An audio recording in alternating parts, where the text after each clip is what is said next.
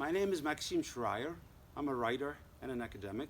I live in Boston, and I'm speaking to you now from the village of South Chatham in Massachusetts on Cape Cod. It's April 16th, 2020. My family and I have been living here for about a month in self-isolation. It's a very strange experience, and I'm beginning to envy my own characters. I used to think that I, as their creator, had the advantage of controlling their destinies, but now I feel like they have the privilege of living their happy scripted lives, whereas we are all living through this coronavirus pandemic, and I'm not entirely sure how all of this is going to play out, hoping for the best. And I'd like to share with you a short excerpt from my most recent book, A Russian Immigrant, 3 novellas. I'm going to read from the opening novella, which is called Bohemian Spring, and it's a play on both the Bohemian lifestyle and Bohemia as the historic Czech lands. And in this novella, my immigrant protagonist, whose name is Semyon Reznikov, Simon Reznikov now in America, he's a young scholar. He's researching the biography of an elusive Jewish Czech writer who is very famous for his works, but about whom very little is known. And he travels to Prague, and he spends over a month, almost 2 months actually, in the Czech Republic.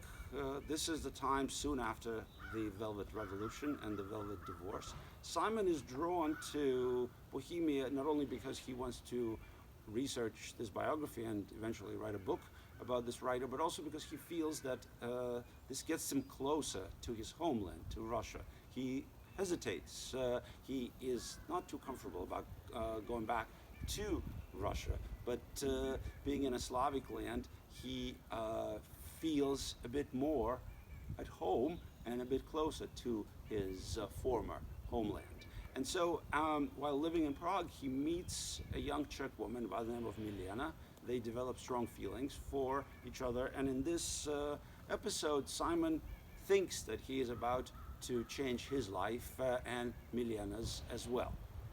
So I'm going to read from the novella Bohemian Spring from my book, A Russian Immigrant, 3 novellas. Walking from Clementinum towards the Charles Bridge, Simon thought of how soothing it felt to be an anonymous person in a seething city crowd. His plane was leaving Saturday morning, and Friday was their last day together in Prague. His original plan had been to do some souvenir shopping and find a present for his mother, perhaps a locally made scarf or shawl, or a pair of earrings with Czech garnets. Instead, without fully knowing what he was doing, he hopped on the tram. From his stop, he ran up the hill all the way to Vitek and Irenka's house. This is a house where he's renting a room. He borrowed Vitek's portable console, its Slatin body reminding him of his own father's old typewriter. Kneeling in front of the only chair in the room, Simon machine-gunned the text of an invitation. Simon Reznikov, 516 Whitney Avenue, apartment 2, New Haven, Connecticut, 06511, USA, the Czech Consulate, Prague, Czech Republic. It is my pleasure to invite Ms. Milena Krupichkova, citizen of Czechoslovakia, to visit me in the United States of America during June-August 1993. Ms. Krupichkova is a close friend of mine, and the purpose of her visit will be tourism. Throughout the duration of Ms. Krupichkova's stay in the United States, I will take care of her accommodations and, if necessary, provide her with financial and healthcare assistance. I'm a U.S. citizen and would be grateful if the U.S. consulate acted favorably and promptly on Miss Krupitschkova's request for a U.S. visa. Sincerely, Simon Reznikov. He released the guide and rotated the platen knob clockwise until most of the sheet was out of the typewriter's grip. He then proofread the invitation, rotated the knob in the opposite direction, and typed the letter R over the word Czechoslovakia, crossing it out as well as he could. He rotated the knob just a touch and typed the Czech Republic above the blacked out name of the country which the land of his birth caressed with tanks and jackboots in 1968, just as he was learning to walk in the streets of Moscow. He smiled like a blind jazz pianist, rolled the page off the platen, folded it, and placed it in an airmail envelope.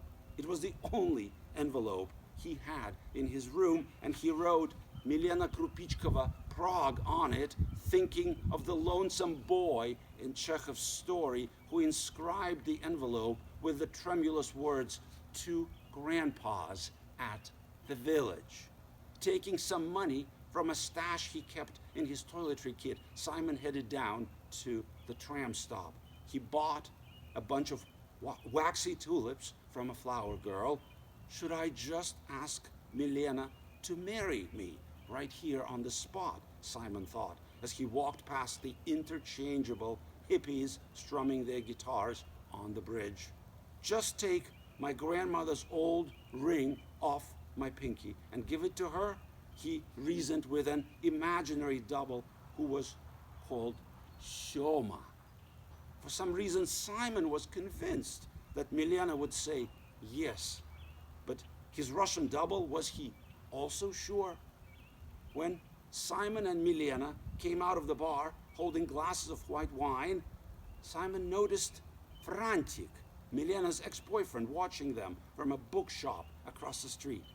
By the time they had found 2 empty chairs on the sidewalk and pulled them together, the jealous musician was gone.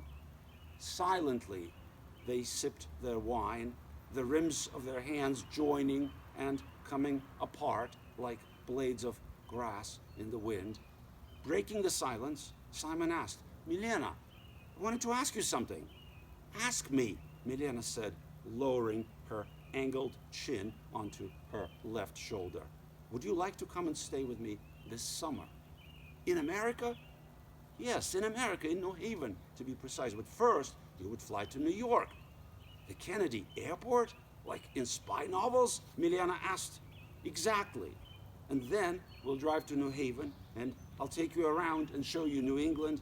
We can visit my folks in Boston, see Cape Cod and the ocean. There's lots to do. Will you have time for me?" Simon hesitated, then reached for his breast pocket and removed the airmail envelope he had prepared for her. "I didn't have another kind," he said. "This is for me?" Milena asked. "I've typed up an invitation. You'll need to take it to the American Embassy in Prague. Here, open it." Milena slowly read the invitation, her lips mouthing some of the words. She blushed, then composed herself and said, trying to find the right English words, "Simon, you surprised me. May I please think about it?" They crossed to the other side, holding hands. The Vltava, swollen with the spring torrents, carried urban detritus under the arches of the bridge. "There are 16 of them," Simon remembered Milena telling him the first time they walked together across the Charles Bridge. Yelping and thrashing, a Maltese was trying to rip its leash from the hands of its owner, an old lady wearing a mauve hat with flowers. Small dogs, big tempers. Simon wanted to quote one of his father's aphorisms, but hesitated. He thought of his parents in Boston, of the daily Russian phone calls, and he felt a double pang of sadness, which Russian immigrants sometimes feel when traveling in Europe. And I'm going to stop here and tell you that Milena does not end up accepting Simon's invitation, which probably breaks his heart, but probably also gives him back his ticket, returns to him his ticket to then still the wide open American future.